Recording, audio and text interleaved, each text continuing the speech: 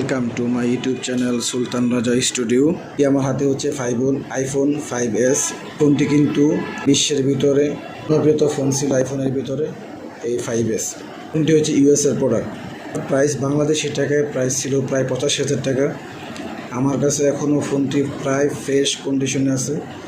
আমি ইউএস থেকে ফোনটি নিয়ে আসছি, আমার এক ছোটো ভাই আছে ইউএসে। তো আমি এই ফোনটি প্রায় অনেক বছর ইউজ করছি। তো এখনও আমার হাতে ফোনটি আপনারা দেখতে পাচ্ছেন, ফোনটি খুব ফুল ফ্রেশ কন্ডিশনের ভিতরে আছে। আপনাদের যদি একটা জিনিস আমি দেখাই, এই দেখেন আমি গ্যালারিতে ঢুকলাম, আর এখন কিন্তু এই ফোনটি পাওয়া যায় না, অরিজিনাল ইউএসএ ফোন। এই ফোনটি কিন্তু এখন বাজারে ওইরকম অ্যাভেলেবেল পাওয়া যায় না। তো আমি সবসময় রিভিউ ভিডিও করে থেকে আপনাদেরকে দেখাই। তো আজকে আমি একটি বসুন্ধরা থেকে আইফোন 5s একটি কভার কিনে এসেছি। এটার প্রাইস হচ্ছে 350 টাকা। তো এখন আমি আপনাদেরকে দেখাই পিছনের ব্যাকশিলটা কত চকচক করতেছে, খুব সুন্দর। তো এখন আমি কভারটা লাগিয়ে আপনাদেরকে দেখাবো। কভারটা যদি আমি ইউজ করি তো কভারটা কত সুন্দর দেখা যায়। দেখুন লোগোটা কত সুন্দর লাগতেছে।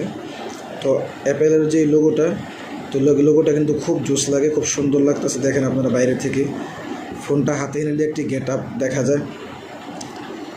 তো আমি একটা কথা বলিনি আপনাদের এখানে, আপনারা যে কোনো ফোনের কভার ইউজ করবেন তখন আপনারা একটা জিনিস ভালো করে ফলো করবেন, যে ফোনের আশেপাশে ভালো কোনো ছিদ্র আছে কি না।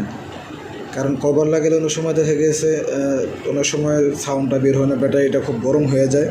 তো আপনারা সবসময় খেয়াল রাখবেন হেডফোনের জায়গাটা, চার্জারের জায়গাগুলো ভালো করে ছিদ্র আছে কি না। কারণ ব্যাটারিটা যখন ফোনটা আপনারা যখন ইউজ করবেন তখন এটার গরম হাওয়াটা কিন্তু ওই আউটপুট দিয়ে বের হতে হবে। আর সবসময় ক্যামেরার সাইড দিয়ে ভালো করে দেখবেন, ক্যামেরার আশেপাশে ভালো একটা ব্যাক ইঞ্চি আছে কি না, বা একটু ফাঁকা থাকে কি না। তো অনেক সময় ফোনের অনেক প্রবলেম দেখা যায়। ভিডিও যদি আপনাদের থেকে ভালো লেগে থাকে তাহলে অবশ্যই আমার চ্যানেলটি সাবস্ক্রাইব করেন, পাশে থাকবেন। নতুন ভিডিও আসার আগ পর্যন্ত সবাই ভালো থাকবেন, সুস্থ থাকবেন, আমাদের জন্য সবাই দোয়া করবেন। আসসালামু আলাইকুম রহমতুল্লাহি ওয়া বারাকাতুহু।